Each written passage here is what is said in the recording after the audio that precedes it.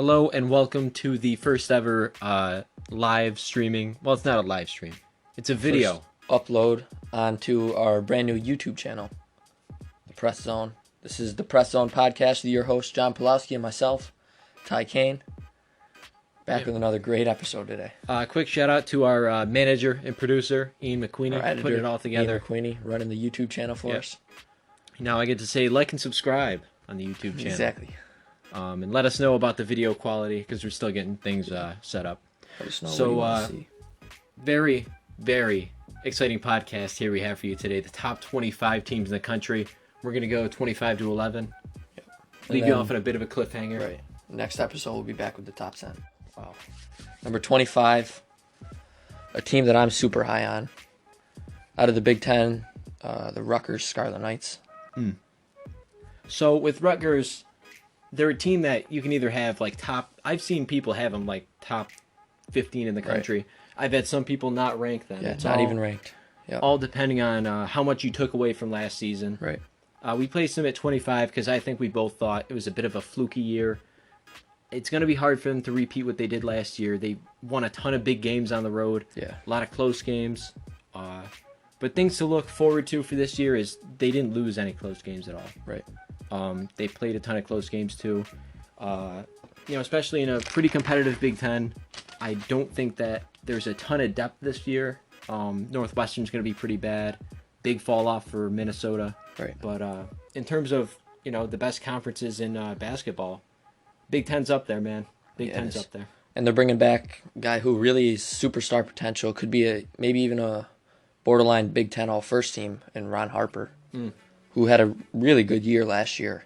Exploded. He did. And nobody's expecting anything less from him this year. Looking for him to put up even better numbers. They're returning, I'd say, probably about, as I have written down here, about 3 or 4 starters, including a guy who I'm really high on, Geo Baker, finalist for the Bob Cousy Award. He really does it all at point guard. Yeah, explosive player. You ever want to watch highlights, watch Geo Baker. Right. Just shot creation, hitting the 3-ball. But a guy who doesn't get a ton of love, but who's awesome. Joshua Young, terrific defender. He brings the team all together on that end of the floor. Yeah. And offensively, shares the ball with everybody. And it's a team that really makes sense together. They got 3 guys who can put the ball in the basket. Yep. Guys who can shoot. Weaknesses. Why this team could fall off and not have the boom potential. Like we said, ton of close games. On one hand, it's exciting to see a young team playing a ton of close games. On the other hand, you're letting teams hang around with you. Exactly. Couldn't have said any better. Northwestern, they went to double overtime with last year. Yep. And you can't be doing that if you want to, contend for the Big Ten championship. Right. In my eyes, I see them maybe having a little trouble stopping some talented big guys in the Big Ten like Kofi Cockburn and Luka Garza, but if they can match the perimeter scoring output from most of the other teams, then I think Ron Harper is one of the top front court players in the Big Ten. Yeah, again, should be a great matchup with them and Iowa. I'm actually really excited to see that. We got to circle that. That'll be fun. We'll circle that one for sure. All right. And now on to the number 24 team in the country. Number 24, the UConn Huskies, led by a coach who we really like, Dan Hurley. Love his intensity. Danny Hurley, you see the meme of him slapping his player in the face and then turning no emotion, shaking hands with Jim Boeheim after they dogged our Syracuse Orange a couple years ago. Hurts us there. It does. It's nut crunch time for Dan Hurley. It is. He's got as good a team as he's ever going to get, and he's at a huge crossroads here. Hasn't had a ton of success so far in his career. As well liked as he is, as well liked as the media likes him, he's got to start winning some big games. Right, exactly. He's got to contend for championships. The American Conference experiment they had, terrible. They're switching back to the Big East. Back to the Big East. Hoping back to ignite some old magic. Their home grounds. Going to be some good matchups. Should be perfect for them because nobody plays defense in that conference. Exactly. Shoot a bunch of threes. UConn versus Villanova, bringing back some of the old great games that happened. Yep. And look, one of our favorite players. Maybe borderline my favorite player in the country. Yeah. And I know I'll get a lot of hate for this because I'm a Syracuse fan and he's a UConn guy. James Bouknight, that kid's special. That kid is special and he has an NBA future ahead of him. and there are super high expectations for him this season. Oh yeah, sky's the limit for the kid. Super good athlete. And he's one of those guys that when the offense stalls, you look to him. You say, "Hey James, get us out of this." Right. And Hurley trusts him a lot his freshman year. Yeah. Look for him to get a lot more trust this year. Yep. More ball handling opportunities. I think they lost a couple guards. Yeah, we see them. They're losing Christian Vital, who actually was a really key piece for them, as well as Tariq Gilbert.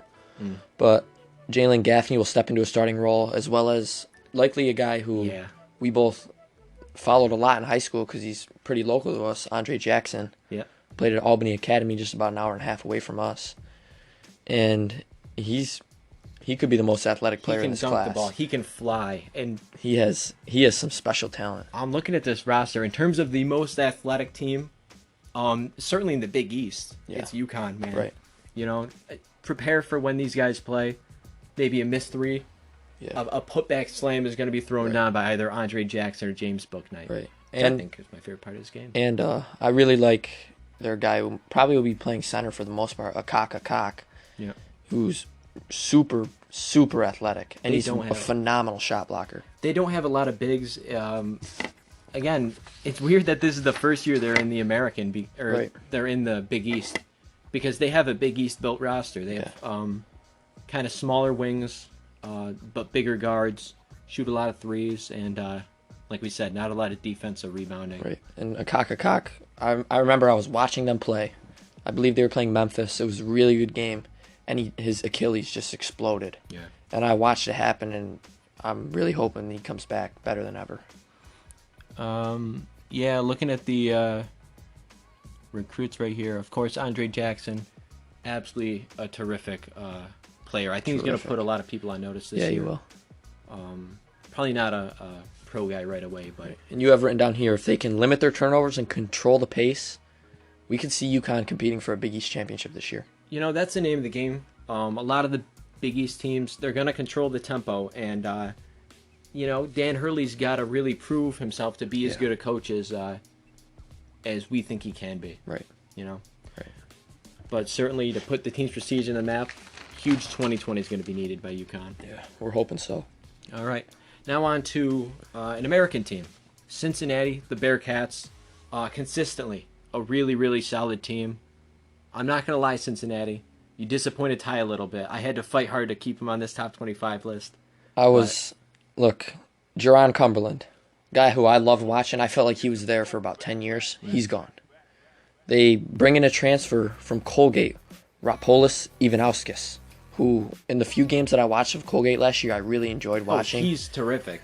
He's a great player. Look, it's a little bit of a new look this year. They're bringing back Chris Vogt in the middle, but David DeJulius, however you pronounce that, transfer from Michigan, I believe, will be probably stepping into the starting point guard role for the Bearcats this year under Coach John Brannon. It's a team that's a little bit patched together. They lost a lot of their firepower last year, but what I'm betting on Brennan to just solidify this team, second best team in the conference. Yeah. They're not at the level that I think Houston's at. Well, I think they could maybe put up a fight with Houston, but I don't see them at that level. Caleb Mills is terrific. Yeah. He's really one of the best pure scorers in basketball at the collegiate level. I think, it's going to be a conversation with him being the All-American Player of the Year. The All-American Conference Player of the Year. Yeah. It's a team that they're going to shoot a lot of threes, live and die by the three ball a little bit. Right. But I'm just betting on Cincinnati because they've been so good. I'm feeling like 5-6 seed. Maybe they're the team you have to lose in the first round. Yeah. But they're going to make it there because they're going to dominate the regular season. Right. They beat the teams they need to beat. And I think that they do have the ceiling with Caleb Mills running the show to compete with some of the better teams, especially in the American, which is looking pretty weak. Yeah. I don't trust a lot of teams there. All right. Moving on to our number 22 team in the country. The LSU Tigers. Under Coach Will Wade, who has, for probably a couple years now, had people saying Will Wade's on the hot seat. Is he really on the hot seat? Probably not. No. But there was a little bit of a scandal going around with him. Couple of scandal. The FBI got him. They got Will Wade. Right. He had to sit out a little bit there. Yeah. But he's back because college basketball doesn't have a lot of morals, and neither does LSU. Right. Shout out OBJ for just handing players money after handing the players national cash. championship. That was pretty funny. Yeah, but we like that. Not a very funny LSU team because they're not playing around. The SEC, as we know, is one of the most tough, grit and grind conferences in basketball. And they have the team to get it done, I think. And they have a player who, in my eyes, probably could be the favorite to win the Conference Player of the Year, in Trendon Watford, who had a really good season last year. And now he'll be really the number one guy as they lost Skylar Mays. Yeah. But there's going to be super high expectations for him. He's a guy with the potential to step into that role and be really successful. And I'm looking forward to watching some LSU basketball. Yeah, he's a guy who scores. Mid-range wise, he's as good as anybody else out there with his length. Right. Defensively, he leaves a little bit to be desired. Yeah. This is me thinking of him as the draft prospect still because just recently he pulled his name out. Right. He wasn't getting as much attention as he wanted because mid-range guy, doesn't shoot a lot of threes. Right. A team who doesn't overall draw fouls. Team doesn't really shoot a great percentage from three, No. but they're bringing in their top recruit this year is Cam Thomas, who I think really could up their three-point percentage. Yeah. He's a really good player. What scares me about this team in terms of, saying they're a true SEC contender is I don't know where a lot of the playmaking is going to come from. And I don't know how much I trust their guards this year to just get the ball to Trendon Watford and get out of the way. Right. Especially with some, a pretty good freshman classes from both Tennessee and Kentucky, which we have up pretty high. Not going to spoil where we have them because that'll be the next podcast. But, feeling a mid-year for LSU. Probably a 4 seed come tournament time. Right. And their point guard this year probably will be Javonte Smart. He's a really athletic guy, good defender too. Again, don't trust him really with typical point guard stuff because he's not a typical point guard. Yeah. But he can get it done in other ways, and this LSU team I think will. Right. Now we move up to number 21, team who a lot of people don't know too much about these guys because they're out of the A10, and obviously every year we know there's one A10 team who's ranked, and in our eyes this year it's the Richmond Spiders, who under coach Chris Mooney are bringing back every starter, and they were 24-7 last season. Chris Mooney's been there for ages. Yeah. And there's a reason that he's been there for such a long time. Right. Absolutely awesome system that he has there. It just beats the teams that it needs to. And look for this team to be uninspired, unexciting. You're not going to be like, oh boy, let's turn on the Richmond Spiders game. Right. Yep. It's going to dominate the conference in a way that we've seen over the past few years with them. Dayton was like a nice little breath of fresh air. Yeah. VCU had a couple of years. Right. But this is still Richmond's conference. Yeah, for sure. Yeah. I mean, not exciting, but in terms of if you really do love basketball and you love, winning the turnover battle, rebounding. Right. Yeah. Just a smart team all around and an A10 team an A10 conference that's rebuilding right now. Right. I don't really like a lot of the other teams. Yeah. And this is a team guard Blake Francis, senior year. Obviously, a lot of these guys, their whole starting five came back. They were probably going to be a tournament team last year, like a borderline tournament team. This year, they're looking to run the A10 and maybe even make a run in the tournament. Yeah. Again, a little bit of us saying, we need a team from the A10 in there, Yeah. and Richmond's the go-to choice. Right. Best of the bunch. Right. All right. And on to our number 20 team, Florida State and Leonard Hamilton. We're getting to the top 20 here, so these are teams that we feel can make a Final Four run. Yeah. These are the best of the bunch here, and Florida State is absolutely terrific again.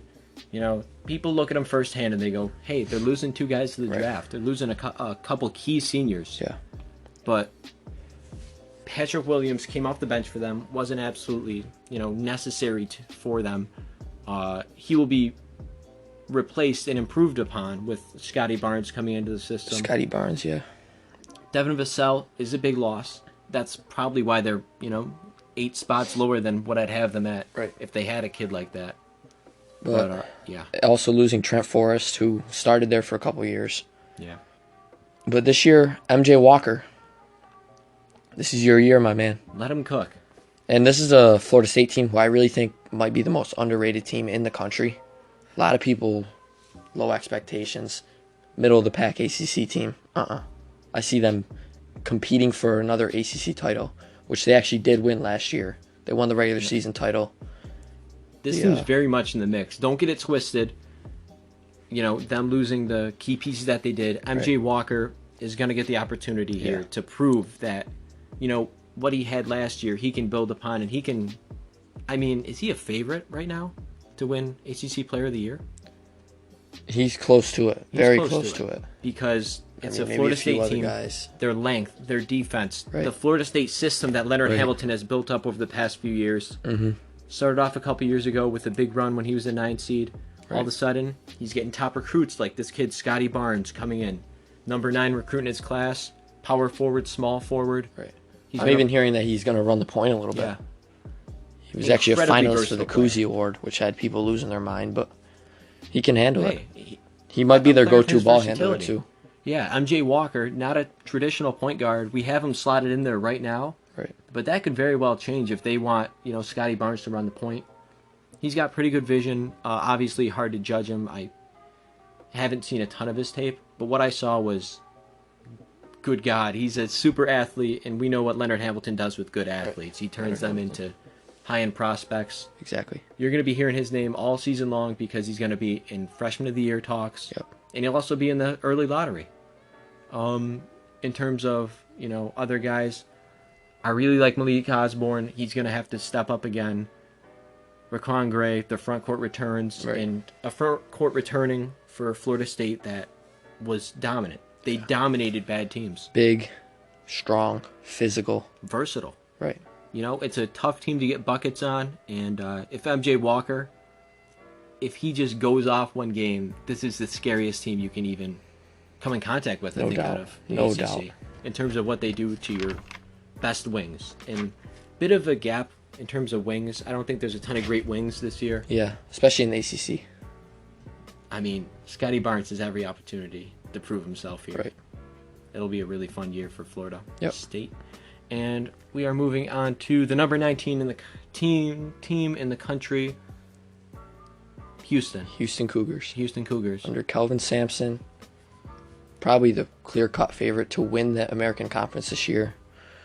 Bringing back Quentin Grimes, Dejan Juro, and Fabian White, guys who have proven themselves under Kelvin Sampson. Now, if you guys are into the recruiting hub and in tune with the NBA draft, Quinn Grimes is going to ring a bell with you because he was a high recruit, went to Kansas, transferred here, had to sit out a year, and he's ready to explode onto the scene. From what I saw from his tape out of high school, I would have taken him top 10. It really provides a different ceiling for this Houston team because in terms of NBA talent, I believe the best guy they have in the league right now is Daniel House. He's got some pretty high ceiling. Another guy I really like off of this team, awesome point guard, Trayvon Mark. He's coming in. He's going to back up. Who do I have written down there? Let's see. Name's escaping me right now. We have right here Dejan Juro, Dejan Juro is a senior. I don't even know how to pronounce his last name. But he is an exceptional defender, an exceptional athlete, and he's a Houston Cougars basketball player. Marcus Sasser also coming back. Good small forward, can fill a lot of roles. It's a pretty versatile wing set. Don't have great bigs. I believe they got a 4-star kid that I really liked. I have it written down somewhere. Trust me on that. But in terms of the best backcourt in all of college basketball, they're going to contend for it with Quentin Grimes, Marcus Sasser up there, Dejan Juro, returning starter, and a couple of the bench guys I think can just fill into the starting roles super easily. It's going to be a pretty easy transition year for Houston, I think. In that, I mean, they run the tables in the AAC. 2-3 seed. Especially if, a lot of the top tier conferences aren't that stacked. Come March time, this Houston team could, prove a lot of people that hey, we're not a mid-major team. We're up there with the best. And obviously, they're a little limited in the front court, down low, but Fabian White started last year. He's coming back. He's proven himself in Kelvin Sampson's system. So we'll see. They would be my pick right now to win that conference. Oh, yeah, for sure. Love the guard, man. Love the guards. And now we move up to number 18, back to the Big Ten. The Indiana Hoosiers. Team who is bringing back every starter they have. And Trace Jackson Davis. Trace Jackson Davis. That kid's a superstar. Yes. And he's ready to make them jump to be their top guy. Change his number to 23. We all know what that means. And obviously a guy, Justin Smith, who's pretty talented. And another guy who I really like, Joey Brunk, who added almost 15 to 20 pounds of muscle, I heard. Ooh. He's ready to rock this year at center. Yeah, I'm surprised he could even change his name to 23. I thought they, didn't go higher than 10 in Indiana. But, throw all your ideas of what Indiana basketball is out the window. It's a fun team, exciting team. And the Indiana rebuild's gone extremely well. It's only been a couple seasons, I think, here. Since, Archie Miller went through a little bit of controversy because he's a college basketball coach and it's what they do. Yep. But, he's building something here. And I think it's like year 4 of the rebuild. Yep. In my eyes. And the Big Ten, as much as we have a couple teams here in the top 10 out of the Big Ten, it's a conference that I think, like Wisconsin last year, I think they tied the Big Ten title. Yeah, and they Wisconsin won like their last 6 games. They weren't that good. Right. A lot of these top tier teams aren't proven, and it's an unproven conference. A lot of unproven teams, but having your whole starting 5 back, that proves that there's not going to be a lot of turnover. Right. You know who you are. And their top recruit, number 27 player in his class, Christian Landler. Exciting to see that. Look, here's all I can say. From what I've heard, sounds a lot like Christian Laettner. Ooh. And I've seen a little bit of tape on him, not too much, but I know he is a really good ball handler and is a really good point guard. Yep. Good recruiting class. I think we're both thinking the same thing. Indiana is back. Indiana basketball is back. Right. Hoosier pride. Can't sleep on the Hoosiers anymore. No. And UNC, huge bounce back year we have here for Roy Williams and his guys. Number 17 we have them at. Returning, who do we got? Garrison Brooks, Armando Bacot, and Leaky Black. Ooh. And then probably jumping in, what would we say? Caleb Love at point. Caleb Love, who you've probably heard nothing about, he's coming in to kind of fill the shoes that Cole Anthony had last year. Pretty high-rated recruit, but he doesn't have like a huge Instagram following, so that's why I love. And this was a North Carolina team last year who, my God, they were projected to be really good, and they were flat out atrocious. Yeah. And the best way I can sum it up for you, February 29th, Carrier Dome, Syracuse, New York. We're both lucky enough to be in attendance at that game. Great seats. And we watched Cole Anthony knock down 7 threes, and they ran Syracuse out of their own gym. 2 weeks later, ACC tournament down in North Carolina, which turned out to be the last game of the college basketball season. Yeah. Syracuse blew the doors off of North Carolina. That's what this team was last year. One game, you'd get a completely different version as the North Carolina team. The other game, you'd get another. Right. Which doesn't really make sense because you go, oh, they're front court guys. They don't shoot a lot of threes. They should be a consistent team. But they weren't consistent. And hopefully Caleb Love can just provide some consistency, run the show. I've written down here, great athlete, great pacing. Really good point guard. They were really bad last year. Yeah, they were really in the bad. ACC. But they have the returning class. They have and they have the best big men in the country. Bacot and Brooks. Right now, I'd say Brooks is probably going to win, if I had to guess, ACC Player of the Year. And Bacot was a second-round draft steal in some people's eyes. Right. I think he's the modern-day He dealt with a lot of injuries, a lot of ankle injuries, but he's super athletic and he's super long. Yeah, excited to see a UNC team that doesn't have one of the worst seasons in their history, especially one that can come off my mind. Right. And on to Creighton. Number 16, Creighton Blue Jays. Yeah. Greg McDermott, been the coach there for quite a while. And really, sky's the limit for these guys this year. We're expecting them to maybe even win the Big East this year, but put up a really good fight with Villanova. Yeah. I have them in contention every step of the way. Right. Marcus Zagorowski, who is the Big East preseason player of the year. Well deserved. And probably will be the best player in that conference undisputably all season. Because the things he can do with the ball and the things he can do going to the rim. Now, there's some good kids on Villanova. Yeah. But Zagorowski's as good as any of them, and he's going to get the keys to just shoot whatever he wants because... And these guys, it's just that simple for Creighton. They run and gun. They love to shoot the three. They love to push the pace. It's that simple. Their wings rebound a lot. Right. It's just the way their defensive and offensive systems work. The wings almost play like big men. The big men don't really step on, hit a lot of threes. It's very guard-oriented, very Zagorowski-oriented this year. He's going to just shoot a Taking ton of the place threes. of Tyshawn Alexander, most likely. Yep. Who may make the NBA. He's going to make the NBA. But a scary team to see on any night, right? No matter who you are. Bringing in transfer Alex O'Connell, who I don't understand how he's a Division I basketball player, but that kid can shoot the basketball. Hey, that kid can shoot. Doug McDermott 2.0. Right. I don't know. I didn't say it. I did say it, but a lot of threes every night. Run and gun system. They don't guard anybody because the Big East doesn't matter. They gotta. I would say they limit their turnovers, and they're going to be really tough to beat. Oh yeah. And again, no matter who you are, you could beat Creighton or you could lose to Creighton. Very fun March team because you don't know what version you're going to get. Exactly. But if you get the good version, oh my. Yep. Scary, scary sight with all their threes. Right. You ready to talk about Texas Tech and one of our least favorite players, maybe one of our favorite players, the white MJ, Mac McClung. Mac McClung, the Texas Tech Red Raiders. The transfer went through. He's eligible year one. Who are still technically the defending national runners-up.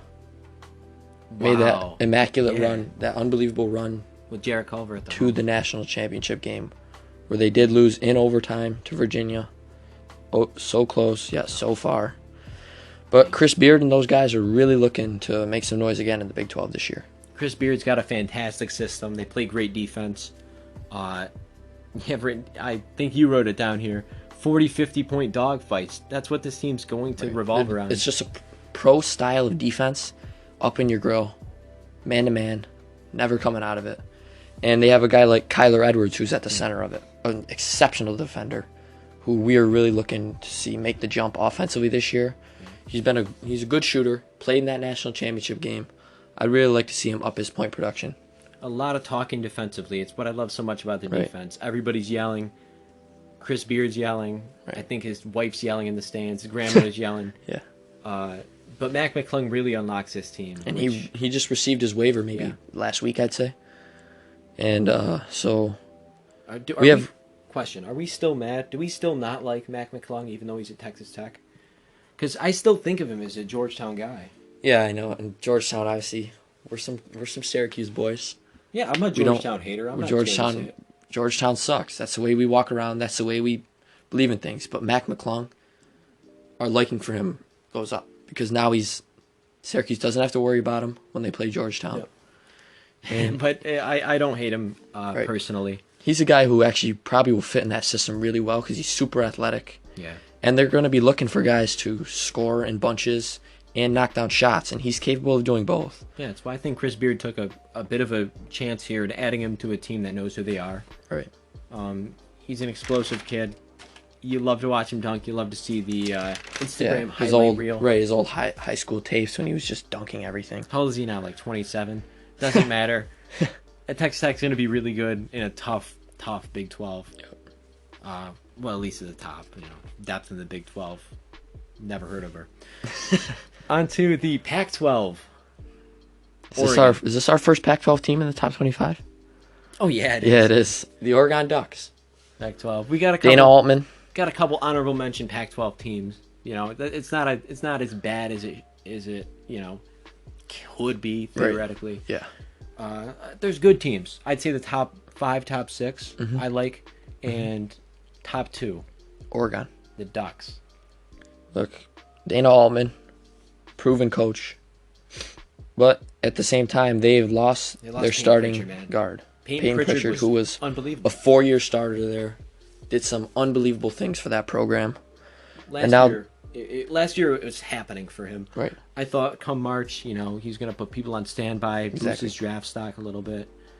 Didn't happen in the way that he wanted it to. Right. I wanted it to. But. This year they lost their front court as well, but they'll turn to guys like Will Richardson and Chris Duarte, who both are super athletic. I believe Will Richardson's a lefty. Really like watching those guys play on the wing. Yeah, Duarte. And my guess would be that Amari Hardy's going to be getting some good minutes this year too. They're going to be reaching for a couple minutes from some weird guys, right. Which is, why you go, wait, why do you have these guys ranked at number 14? Right. Because they dominate at home. Exactly. It's one of the hardest places to play in the country sneakily. People don't really realize this, but I don't know, maybe it's the weird floor they have with like the trees painted into the court. Yeah. I don't know what it is. Maybe they got maybe the duck screws people up. But Duarte's fantastic. Love his tape. Great at getting to the rim. Yep. They've got a lot of guys who can just create shots for themselves off dribble, shoot threes, and create shots for each other. Yeah, and it's really Dana Altman installs what we would probably call a pro style offense. Yeah. Where it flows super well. They flow, they move the basketball, guys can create their own shot. Yep. And our big question mark with this squad is defensively. Yeah. And their defensive intensity, which really seems to be lacking at times. Yeah, they've had a couple, big men out of Oregon. Topping off my mind is Jordan Bell. Right. Just guys who get a huge block and yell, grab a great rebound, try to inspire the team that way. They don't really have that. Right. Which is why, But I'd like to see LJ Figueroa transfer from St. John's. I believe eligible immediately. Yeah, he was. He's a guy who could bring that intensity on the defensive end. Yeah. And he was super fun to watch at St. John's. And I'm hoping he can provide that same energy and production for the Ducks this year. Yeah. Michigan State. All right. Now, what scares me about this college basketball season is I look at all the pro sports and I say, man, it was a little disappointing in terms of the teams that we thought were going to win won. It's a roundabout way of me saying, wow, look at Iowa and Illinois. They have a chance to do it. Wisconsin, they have a chance to do it. Exactly. They have a chance to win the Big Ten. Exactly. It might just be Michigan State and their wing depth taking the conference by storm. Right. And look, it's not me taking away anything from Michigan State. I just think it'd be cool if some of these I teams or W teams took it home for the first time in a long time that it wouldn't be Michigan State, Ohio State, Michigan. Right. Michigan State really running the conference. Yeah. And like losing Xavier Tillman and Cassius Winston, those are huge losses for them. Yeah. But terrific players. One of my favorite players in the country, one of my favorite point guards, probably will be point guard this year. One of the greatest names, college basketball. Rocket Watts. Rocket Watts could be a 5'10" white dude from Whitesboro, New York, and we'd still have him on standby. But here's the thing. Rocket Watts, back when he played with LaMelo at Spire Academy, he was super fun to watch. His freshman season production wasn't great, but he was also playing alongside Cassius Winston, who was so good that it really took away some of his spotlight, we'll say. And this year they're going to be turning to Joshua Langford and Aaron Henry on the wings. Yeah, Josh Langford coming back from a injury that shut him down last year. Traumatic injury. But Aaron Henry, a guy, you remember seeing him and Tom Izzo getting into it. Tom Izzo looking like he wanted to pound him. And that's how Izzo coaches, man. Right. And that's why he's such a good coach. Yeah, that's why we talk about you don't mess State around. in this light. You don't mess around in the Spartan basketball. No, but Aaron Henry, great player. He's going to be 11 points a game, going to play solid defense in the wing, provide stability for the roster. Going to provide stability with a lot of turnover. And this kind of sparks what I think is like a new era in Michigan State basketball, where it starts with Rocket Watts. Exactly. Continues with, what do we have? Joey Hauser here. One of the Hauser brothers. Right. Doesn't matter. It's going to be an exciting year for Michigan State. Yeah. Best wings in the country. Yep. No doubt in my mind. They're just not going to make mistakes. Right. It's a team that you're going to have to beat. They're not going to beat themselves unless Rocket Watts just turns the ball over a billion times, which I don't see happening. Right. I like his potential a lot. Yeah. And going to be a really solid, good year for Michigan State. Hopefully they don't win the conference, though. Hopefully it's a team like Wisconsin. Who we have in at number 12 here. The Badgers. And this is a Wisconsin team who could be super good because look, they're bringing back a lot of starters. They're bringing in transfer Micah Potter, who I really like. But the guy who I have circled is Nate. How do I say his last name? Nate Reuvers. Reeves. Nate. Maybe Reeves. Maybe it's Reeves. But either way, he's just another Wisconsin white boy who gets buckets. And it's that simple. And Brad Davison, who somehow is only a sophomore. I think he's a redshirt sophomore. He's got to be. That kid can shoot. That kid can shoot. Yeah, Buzzcut Brad. Right. Real douchebag. He's going to be great. He's the Grayson Allen of the Big Ten. He's just going to stick out his leg, trip a guy like Josh Langford who just came back from an injury. Right. But there's no way Wisconsin's bad. Right. You talk about stereotypes. This is the most stereotypical Wisconsin team you could have. Because, you know what? They're going to play good defense inside the three-point line. It's hard to find a better team in the Big Ten. And hard to find a smarter, more physical, grit and grind system than Wisconsin has here. It's every reason why Tyler Hero didn't want to go there. Right. Because they're not going to play a fun style of basketball. Yeah, exactly. Turn off the TV when they play, some team like Northwestern. It's a team really with no athletes, no super athletes, we'll say. Who will you ever see Wisconsin take a low-quality shot? Probably not. No, they'll run down the shot clock to 0 seconds. Here's the thing. Coach Greg Gard was on the hot seat last year. They were bad. They were really bad. And then at the end of the year, they just win like 8 in a row. And just like that, Wisconsin's the 1 seed heading into the Big Ten tournament. It did help that Ohio State and Maryland fumbled the bag a little bit. Fell right off the finish the cliff, line. Especially Ohio State. But Wisconsin, there's no way they're bad, right? Like, I don't think there's any conceivable way where they're a bad team. Right. They're going to be playing, they're going to be playing in March. Yeah. It's definitely. a lock. It's a circle. And maybe it's a little frowny face because not a great, fun team to watch. Exactly. A couple unlikable players on that team. Yep. Play almost like Duke teams of old. Right. Where you love to hate them. And hopefully we love to hate them a lot this year. Hopefully they put a lot of people on standby. Right. Now, we move up to number 11. Our last team for today's episode. The Sun Devils from Arizona State. Yep. Under Coach Bobby Hurley. The number 2 party school in America. Right. Number 2 behind Syracuse. Yep. There's 2 guys you look at. Ramey Martin, who had his name in the draft, pulled it out, who's a really good point guard. And Joshua Christopher, who we all saw his highlights in high school. We watched a lot of tape on him. He was really fun. Yeah, talk about really someone who has a good media team. We Right. talked about Caleb Love earlier, who didn't have a great media team. Exactly. He's got a good media team. Everybody knows his name. And everybody should know the name of a lot of guys in this Arizona State team. Yeah. They should run the tables in the Pac-12. Yeah, we have them probably as our preseason favorite to win the Pac-12 this year. Finally take Oregon off the throne. Sorry to any Oregon State fans out there. God. But the best guard play in the country, not even close. Right. I'll say Houston's 2. Maybe throw a couple teams down there. But Arizona State, Ramey Martin is a super, super fun player to watch. He might even play the 3 this year. Yeah, he really is a guy who can play wherever they need him to. He scores. He play makes. And look, Alonzo Verge Jr., a guy who I know you're really high on. Yeah. I'm a fan of him as well. Going to be senior year, I think. Senior year. Leading probably what you could make the argument is the best backcourt in the country this year. The 1 through 3, it's hard to find a better team. Yeah, it's really tough. They're going to be explosive.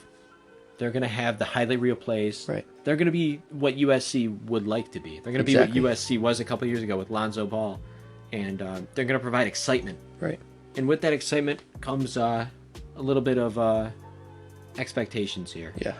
They need to prove it a little bit. Right. Their three-point shooting is going to be something that you worry about all year. Yeah. Rebounding, big man depth. They have a couple bigs on the roster, but it's really going to be on the back of these 3 guards that this team either, rises and dominates the Pac-12 the way we know they could. Right. Or if they sink and, they're on the outside looking in. They're the Washington team of this year. Yep. I don't know if, who do we have here? Bobby Hurley or Dan Hurley? Bobby's the coach of Arizona State. Bobby Hurley needs to prove he's a good coach. He needs to. This is an Arizona State team that needs to win now. I think next year a lot of the guys go to the draft. Yep. Christopher will go. Martin will be gone. it's got all the makings for a super exciting year. Yeah. Short window, but sky's the limit for this Arizona team. Going to be a lot of fun. And who else is going to be a lot of fun? Our top 10, which we're not going to spoil this week. Tune in next week to find out who we have in the top 10. A lot of big names still to go, and I think every team above here we could see winning the national championship. Definitely. That's why you have them top 10. Yep. So that's going to do it for today's episode. Thank you for listening. If you're listening on the YouTube, like and subscribe. Yeah. If you're listening to us on it's Spotify, all appreciated. Spotify, I think there's a way to rate us. Yeah, you can maybe follow the podcast, like it. It's all appreciated. Share it. What else could we do? Share it to your brother, your sister, picture your dog. Mail it to your friend. Your cat. Tell your grandma about it. Amazon. Hey, Amazon, play the Press Zone podcast. Exactly. Doubt that'll work. Might. No one said it won't work, but I'll say it probably won't work. I digress. We're talking about nothing. Next week, we are going to talk about, the draft we're going to do in 2 weeks, right? Yeah, so next episode will be the top 10. Top 10. Followed by the mock draft. Thank you for listening, and we will catch you in the next one.